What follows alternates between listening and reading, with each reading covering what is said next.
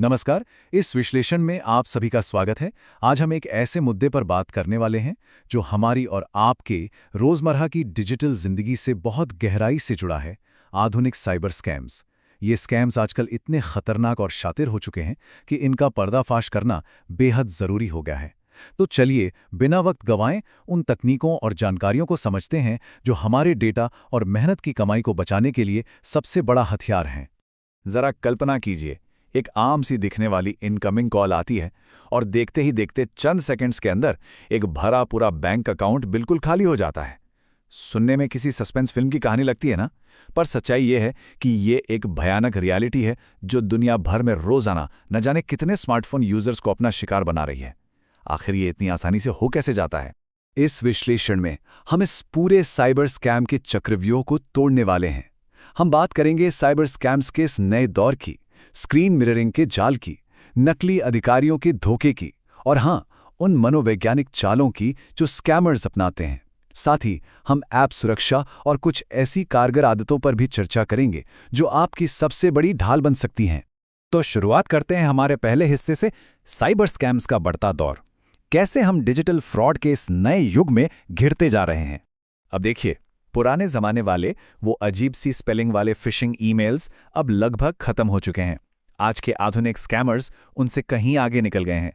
अब ये स्कैम्स एक पूरे वेल कोऑर्डिनेटेड प्लान की तरह होते हैं जिसमें कई स्टेजेस होती हैं। ये लोग सीधे तौर पर इंसानी दिमाग से खेलते हैं और साइकोलॉजिकल प्रेशर बनाते हैं ताकि शिकार खुद अपने ही हाथों से अपना नुकसान कर बैठे। अब आते हैं दूसरे पड़ाव पर, जो है स्क्रीन मिररिंग का जाल। यहां लोग अनजाने में खुद ही अपनी तिजोरी की चाबी दूसरों को दे बैठते हैं। ये हिस्सा सच में थोड़ा चौंकाने वाला है। दरअसल इन हमलावरों को फोन हैक करने के लिए कोई कॉम्प्लेक्स कोडिंग नहीं करनी पड़ती। वो बस लोगों को इस तरह से मैनिपुलेट करते हैं कि लोग खुद अपनी सबसे संवेदनशील जानकारियां ब्रॉडकास्ट कर देते हैं।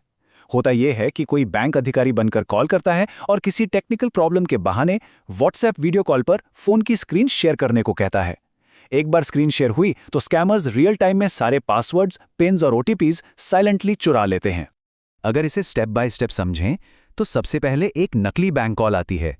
उसमें ऐसी इमरजेंसी दिखाई जाती है जैसे अकाउंट अभी तुरंत ब्लॉक होने वाला है। फिर उस समस्या को ठीक करने के नाम पर स्क्रीन शेयर करवाया जाता है।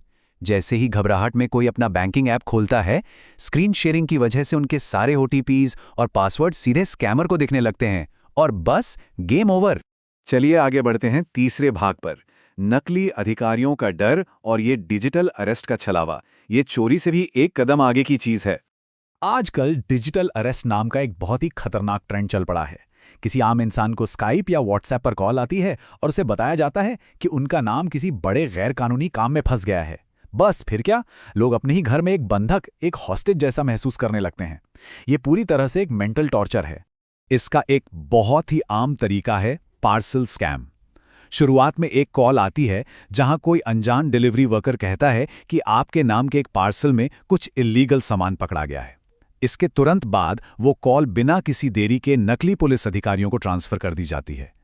फिर शुरू होता है धमकियों का सिलसिला, गिरफ्तारी का डर, बदनामी का डर, और इस डर से बचने का एक ही रास्ता बताया जाता है और वो है तुरंत पैसे देना। और यही हमारा चौथा पॉइंट है, स्कैमर्स आखिर डर को अपना सबसे बड़ा हथियार कैसे बनाते हैं। उनकी मनोवैज्ञानिक चालों को समझना अब बहुत जरूरी हो गया है। असली कानून व्यवस्था और इन धोखेबाजों के तरीके में जमीन आसमान का अंतर होता है। असली पुलिस या अधिकारी एक प्रोसेस फॉलो करते हैं, कानूनी जांच करते हैं और सबसे बड़ी बात, वो कभी भी स्काइप या व्हाट्सएप कॉल पर ऑर्डर नहीं देते। दूसरी तरफ ये नकली अधिकारी तुरंत कॉल पर ही सजा सुना देते हैं। वो फौरन पैसे ट्रांसफर करने की मांग करते हैं और भारी भरकम कानूनी शब्दों का इस्तेमाल करके बेहद आक्रामक और गुस्से वाले अंदाज में बात करते हैं। सोचिए, जब कोई चिल्लाते हुए कहे कि अगर इस इल्लीगल पार्सल के मामले को ठीक करने के लिए अभी तुरंत फाइन नहीं भरा तो जिंदगी भर जेल में सड़ना पड़ेगा। ऐसी धमकी सुनकर किसी का भी दिमाग काम करना बंद कर देगा। जल्दबाजी का माहौल बनाकर और कभी-कभी नकली अश्लील वीडियो कॉल्स की धमकी देकर ये लोग शिकार की सोशल थिंकिंग को बिल्कुल बाईपास कर देते हैं। तो आखिर इस सब से बचा कैसे जाए? आते हैं पांचवें हिस्से पर। हमारे पास क्या तकनीकी उपाय यानी टेक्नोलॉजिकल टूल किट मौजूद हैं? अच्छी खबर ये है कि लगभग सभी कम्युनिकेशन ऐप्स में अब एक मजबूत डिजिटल शील्ड ऑन करने का ऑप्शन मिलता है। ऐसी पावरफुल सेटिंग्स मौजूद हैं जो इन मैलिशियस लोगों को हम तक पहुंचने से पहले ही ब्लॉक कर सकती हैं। जैसे कि व्हाट्सएप की स्ट्रिक्ट अकाउंट सेटिंग्स को ही ले लीजिए। अगर इनको सही से कॉन्फ़िगर किया जाए तो अनजान नंबर से आने वाली कॉल्स खुद ब खुद साइलेंट हो जाती हैं। साथ ही खतरनाक लिंक प्रीव्यूज डिसेबल हो जाते हैं, प्रोफाइल फोटो और ऑनलाइन स्टेटस अनजान लोगों से छुप जाते हैं और कोई भी अनजान व्यक्ति किसी रैंडम ग्रुप में आपको ऐड नहीं कर सकता।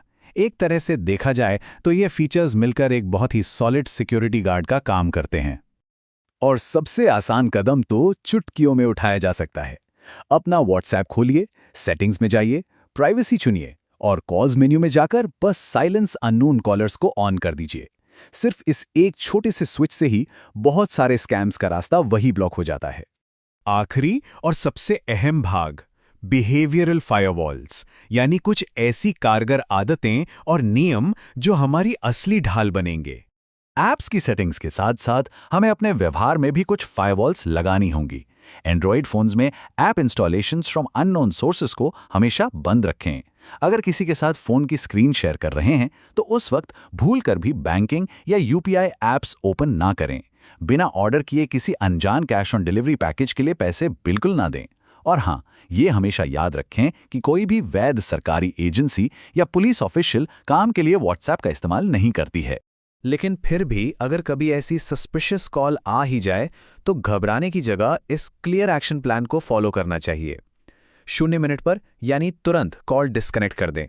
अगले 5 मिनट के अंदर अंदर किसी भी तरह के पैसे मांगने पर साफ इनकार करें। 15 मिनट होते होते cybercrime.gov.in पर इंसिडेंट को रिपोर्ट करें और 20 मिनट के अंदर राष्ट्रीय साइबर हेल्पलाइन नंबर 1930 डायल करें। तेजी से उठाए गए ये कदम किसी भी बड़े फाइनेंशियल नुकसान से बचा सकते हैं। सही जानकारी ही सबसे बड़ी ताकत है। एक शांत और जागरूक दिमाग स्कैमर्स की पूरी प्लानिंग पर पानी फेर सकता है। अगर हम पैनिक करने के बजाय शांति से वेरीफाई करें और कॉल तुरंत काट दें तो स्कैमर का पूरा ऑपरेशन वही नाकाम हो जाता है। इस विश्लेषण को खत्म करते हुए यही सोच विचार करने लायक है कि अगर एक स्कैमर का सबसे बड़ा हथियार डर और जल्दबाजी है तो क्या एक शांत जागरूक दिमाग ही किसी भी डिजिटल नागरिक की सबसे मजबूत और अटूट ढाल नहीं है? बिल्कुल है। इसलिए जानकारी अपनाइए, सावधान रहिए और इस डिजिटल दुनिया में हमेशा अपनी सुरक्षा तय रखिए।